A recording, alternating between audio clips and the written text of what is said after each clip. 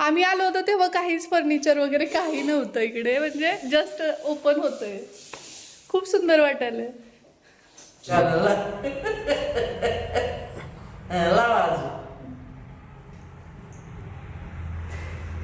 ज्या कामासाठी आलो होतो ते माझ्या हातात आहे. काय आहे काय नाही त्याविषयी नंतर सविस्तर बोलू, कारण की घरी शांभवी वाट बघतीये. तो मी पण कधी बाबाच्या पॉकेटला हात लावत नाही. सगळे एटीएम कार्ड, सगळी कार्ड आहेत ना तिच्याकडे आहेत बरं का आता. काय प्रकार हा शांभवी. हाय हॅलो नमस्कार. आपल्या चॅनलवरच्या अजून एका नवीन ब्लॉगमध्ये मी वर्षा तुमचं अगदी मनापासून स्वागत करते.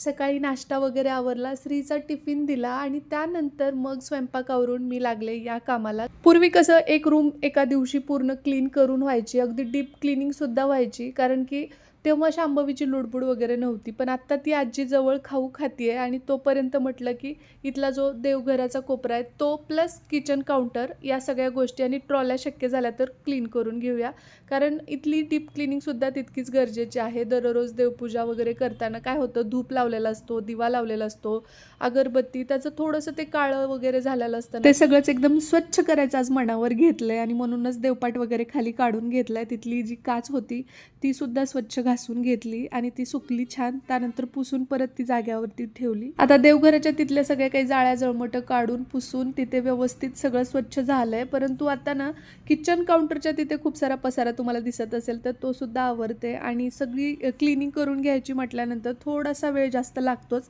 मग मध्ये मध्ये शांभवीकडे जाऊन येणं ह्या गोष्टी माझ्या चालू आहेतच. बरं, जुनं घर होतं ना आपलं, तर तिथलं जे काही देवघर होतं त्याची मी तुमच्यासोबत टूर शेअर केली होती आणि बऱ्याच माझ्या मैत्रिणी होम टूर, किचन टूर, त्यासोबतच देवघर कसं आहे तुझं ते दाखव म्हणतात, परंतु अगदी छोटूसं देवघर आहे. बऱ्याच साऱ्या मिनी ब्लॉगमध्ये मी तुमच्यासोबत ओझरतात ते शेअर केलेलं आहे. पण काही जणींचं असं होतं की आम्हाला डिटेलमध्ये तू जर ते दाखवलं तर छान वाटेल. पण बघूया, मी अपकमिंग ब्लॉगमध्ये ते शेअर करण्याचा प्रयत्न करते. आणि या इथं तुमच्या लाडक्या शांभवीची लुडबुड दिसत असेल तुम्हाला मध्ये मध्ये मध्ये.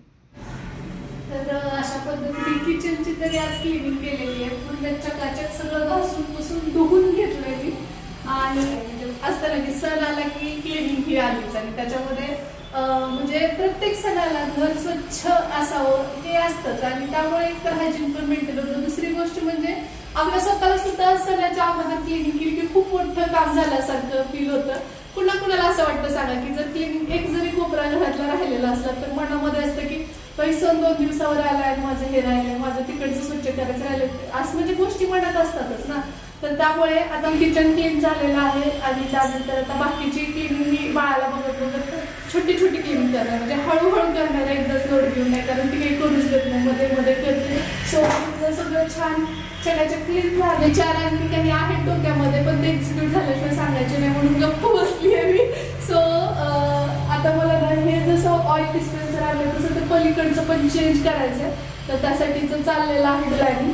आणि बाकी डीप क्लिनिंग जी असते ती वीकली वगैरे करतच असतो आपण, किंवा महिन्यातून एकदा दोनदा अशा ह्या गोष्टी चालूच असतात. परंतु इथलं चकाचक असणं गरजेचं आहे, कारण बायका वगैरे आल्या हळदी कुंकाला की आपल्याला असतं की बाई सगळं स्वच्छ नीटनेटकं असावं. सो तुमची कुठेपर्यंत तयारी आली, क्लिनिंग सुद्धा झाली की नाही मला कमेंट बॉक्समध्ये नक्की सांगा. चला आता मी चेंज करते, थोडंसं फ्रेश होते आणि मग हा ब्लॉग आपण कंटिन्यू करूया.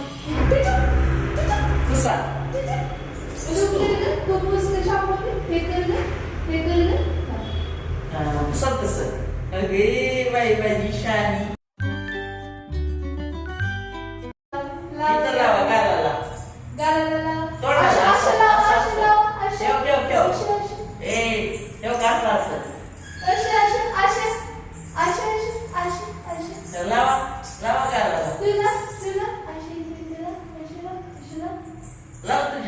तर सध्या तिचा मूड नाहीये तर ती नाही नाही नाही नाही कशी म्हणते बघा.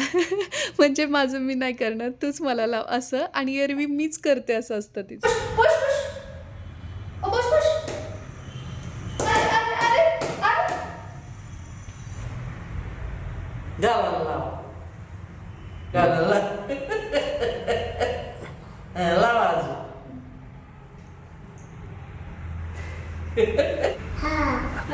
अजून देऊ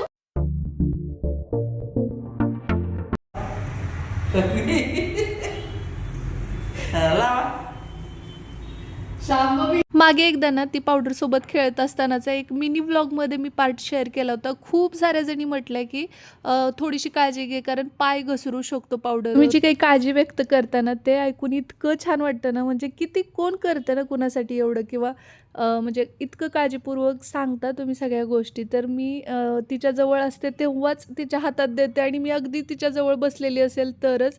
आणि तिचा हट्ट नेहमी तोच असतो की माझ्या हातात दे, माझं मला करू दे या गोष्टी. महाराष्ट्र जय जिजाऊ जय Shivray.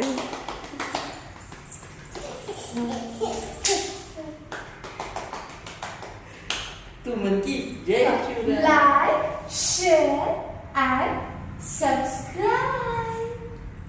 Like share and subscribe. जय हिंद जय महाराष्ट्र जय जिजाऊ जय शिवराय. मग पाहिलंत ना तुम्ही, हे मी व्लॉगच्या एंडला म्हणायचे पण आजकाल कधीही म्हणते कारण की ती ते ऐकल्यानंतर खूप खुश होते त्यामुळे. सो तुम्ही थोडंसं गोंधळ असाल की मध्येच कसं काय जय हिंद जय महाराष्ट्र म्हणते, तर मला तुम्हाला दाखवायचं होतं तिचा आनंद. बरं खूप जणींनी विचारलं होतं की लिंबांची ग्रोथ दाखव, तर हे असे आलेत आत्ता सध्या तरी. पण हे मोठे होण्यासाठी काही फर्टिलायझर असेल तर तुम्ही आम्हाला कमेंट बॉक्समध्ये नक्की सजेस्ट करा. त्यानंतर जेवायला ताट वाढून घेतलं, आम्ही सगळ्यांनी जेवण केलं आणि डिरेक्टली श्री शाळेतून आल्यानंतर हा व्लॉग कंटिन्यू केला.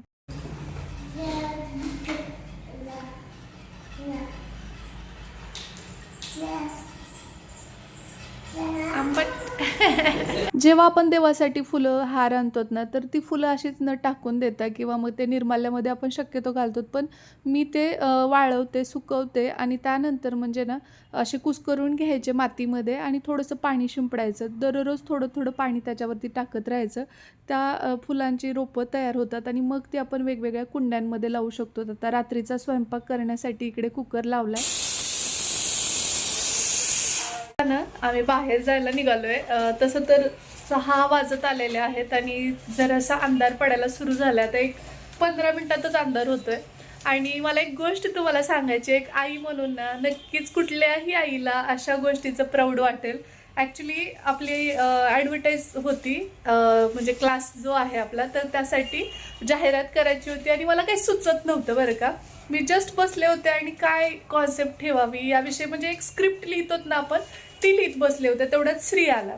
तो म्हटलं काय करतेस? मी म्हटलं स्क्रिप्ट लिहिते आपल्या क्लासच्या ॲडसाठी. तर तो म्हटला की मी काही सुचवू का? सांग. तो म्हटलं यावेळी तू परफॉर्मन्स नाही करायचा ॲडमध्ये, मी आणि पप्पा करणार आणि तू जस्ट पाहुणा कलाकार म्हणून येशील. तर मी म्हटलं की असं कुठे असतं का, म्हणजे कशी चालणार आहे? तर तो काय बोलला माहिती का, तू फक्त बघ, मी सांगतो त्याप्रमाणे सगळी स्क्रिप्ट करायची आणि मी डायलॉग मीच देणार. मला इतकं भारी वाटलं ना, कधीतरी मी न विचार करता त्यांनी ती स्क्रिप्ट लिहिली. म्हणजे त्यांनी डायलॉग ठरवले की पप्पांचा डायलॉग कुठला असेल, माझा एक डायलॉग त्यांनी ठेवला आणि त्याचे काही डायलॉग्स. तर ती ॲड आलेली आहे आणि त्यांनी इतकी सुंदर ती परफॉर्म केली आहे. खूप भारी वाटतं मला लिटरली की म्हणजे म्हणतात ना की एक असतं, प्रत्येक आईला असतं की आपल्या मुलांनी हे करावं ते करावं. आणि इतका मॅच्युअर, म्हणजे एवढ्या कमी एजमध्ये त्यांनी स्क्रिप्ट लिहिणं किंवा त्यांनी ते बोलणं किंवा ते डायलॉग पास करणं, ते डिलिव्हर करतानाचा कॉन्फिडन्स इतका सुंदर होता त्याचा. तुम्ही ती ॲड पाहिली नसेल तर नक्की चेकआउट करा. शॉर्टला ती येईल, आली असेल मे बी आत्तापर्यंत जेव्हा हा व्हिडिओ येईल.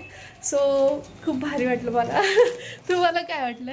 भारी ना. आणि ते तू दररोज बघतोय निरीक्षणातून नाही हो, पण स्वतः स्क्रिप्ट आणि डायलॉग्स त्यांनी सांगितले, म्हणजे बाबा तुम्ही हे बोलायचं, मी ते आपण बोलायचं. आहे ना मुलांना त्या अशा बाबतीत स्वातंत्र्य जर दिलं ना तर ते कल्पनाशक्ती स्वतःची डेव्हलप वापरतात. बरोबर बरोबर.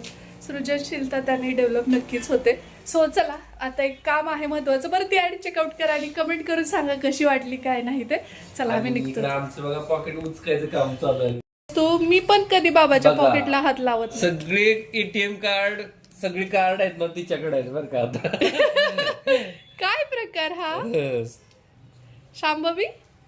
बाबाचे सगळे एटीएम कार्ड, क्रेडिट कार्ड सगळे घेऊन ठेवायला लागले. करायचा विचार करायचा प्रश्नच नाही, ते करून घेणार 100% सांगते. आम्ही निघालोय हे ड्युटीवरून आल्यानंतर आता महत्त्वाच्या कामासाठी. ते जर व्यवस्थित पार पडलं तर नक्की तुमच्यासोबत शेअर करू. आणि तुमच्या आशीर्वादाची नेहमीसारखीच गरज आहे, कारण हे पहिलं पाऊल आहे म्हणायला हरकत नाही. शांभवी तिला दिसेना आता. आणि आई आणि शांभवी श्री तिघजण घरी आहे. शांभवीला सोबत नेत नाही आहेत कारण बाहेर खूप थंडी आहे आणि आता अंधार होतो, उगीच सर्दी वगैरे होणार. तर म्हटलं की पटकन जाऊन येतो. हो लवकर. लिफ्ट काय होत हे तर क्लिअर खूप होतं.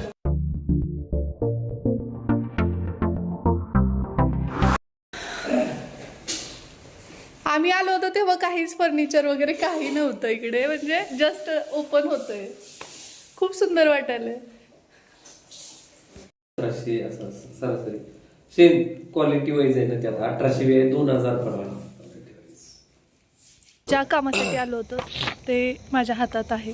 काय आहे काय नाही त्याविषयी नंतर सविस्तर बोलू, कारण की घरी शांभवी वाट बघतीये आणि सरप्राईज आहे काहीतरी. काही जणांना अंदाज पण आला असेल. सो थंडी तर भरपूर आहे आणि महत्वाचं काम पार पडलंय. आता निघतो घरी जाण्यासाठी आणि घरी गेल्यास मग बोलूया बाकी काय काय गोष्टी असतील काय नाही ते. सो चला, याच गोष्टीचा आनंद आहे की ज्या कामासाठी आलो होतो ते प्रत्येक कामाच्या पहिल्या टप्प्याला सुरुवात झालेली आहे. चलो. अँड सुरुवात होणं खूप महत्वाचं असतं, बाकी सगळ्या गोष्टी होत राहतात आहे की नाही. हो. पण श्री गणेशा करणं कधीही महत्वाचं. चला. आणि खूप थंडी आहे तुमच्याकडे आहे का सांगा कमेंट करून. हो.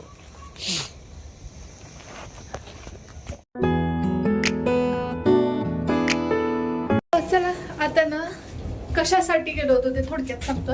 आपलं लातूरचं जे घर आहे ना, तर त्याचं प्लॅन घेण्यासाठी गेलेलो. प्लॅन आमच्या हातात आहे, पण श्रीमंत सरकारांच्या डोक्यात काही वेगळाच प्लॅन आहे. म्हणजे त्यांचा स्वतःचा एक प्लॅन आहे. ते म्हणतात की मला याच्यात काही चेंजेस हवेत. सो आता बघू, घरी जाऊ डिस्कस करू आणि त्या अनुषंगाने मग काही बदल करता येतात का ते पण बघूया. आणि ज्यांच्याकडे आम्ही दिलं होतं तर त्यांच्याशी पण फोनवर म्हणजे कॉन्टॅक्ट करून आणखी काही याच्यात चेंजेस करता येतात. आपल्याला पाहिजे तसे चेंजेस करतात. आणि तुम्ही पण आम्हाला सजेस्ट करा. आमचं पहिलं काम आहे. लाईट गेली निघतंय काय नाही. आपल्याला नाही येडे बोलले आमच्या प्लॅन चला. आम्ही लिफ्ट मध्ये आलोय, परंतु कोणत्या फ्लोअर वर जायचं हे माहित नाही. आम्ही तसंच ठेवलंय. गप्पा मारत आणि लाईट गेली. मग नंतर लक्षात आलं की आपण का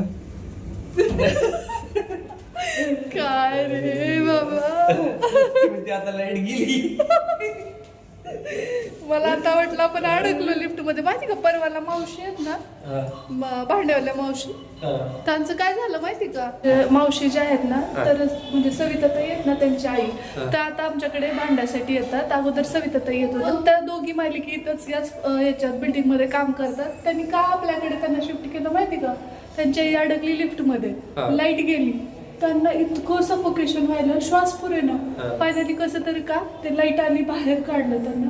तर त्या अशा पूर्ण, तुम्हाला सांगितलं नाही मी बहुतेक, असं चक्कर येऊन हे झाल्या. मग ते त्यांची मुलगी काय म्हटली की मी वरती जाते, पायऱ्या चढत. त्यांना पायऱ्या चढत तेवढ्या लांब वरच्या सगळ्यात वरच्या फ्लोअर पर्यंत जाणं होत नाही. मी तिकडचं करते, तू इथलं कर, म्हणून ते आपल्याकडे भांडायला. असं झालेलं. म्हणजे लिफ्ट कधी पण दगा देते बाबा. मी इथं राहायला आल्या आल्या बघितलेलं, पिल्लूला घरात ठेवलेलं. प्लॅन घराचा प्लॅन दाखव.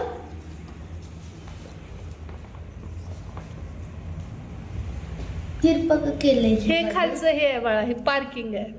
पार्किंग मध्ये. आणि हा वरचा फ्लोअर आहे. तुम्ही आहे का?